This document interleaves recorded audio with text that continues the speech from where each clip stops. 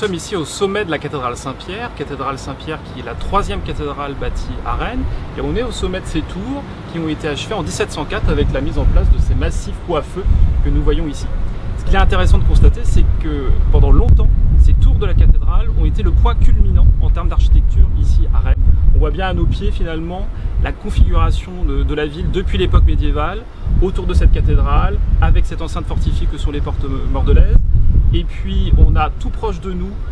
dans la rue du Chapitre, les maisons à pans de bois que l'on devine avec leurs façades colorées. Il faut bien imaginer aussi que Rennes, c'est la ville de Bretagne qui conserve le plus grand nombre de maisons à pans de bois. Et puis d'autres bâtiments bien sûr emblématiques, comme la haute silhouette de cette tour de l'horloge de l'hôtel de ville, élevée au XVIIIe siècle, qui fait face à l'opéra construit un siècle plus tard au XIXe, et un petit peu plus loin, le massif de la toiture du palais du Parlement de Bretagne, qui, comme on le sait tous, a brûlé en 1994 et qui a connu donc une restauration exemplaire. Et au-delà du Parlement, c'est la butte du Tabor, qu'on reconnaît ici au travers de ce massif boisé et arboré, et cette haute silhouette également de Notre-Dame en Saint-Melaine,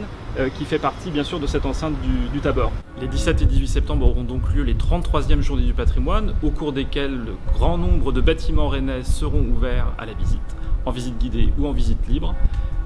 Donc c'est un moment aussi privilégié de convivialité pour découvrir ce patrimoine qui nous sert de cadeau de vie au quotidien.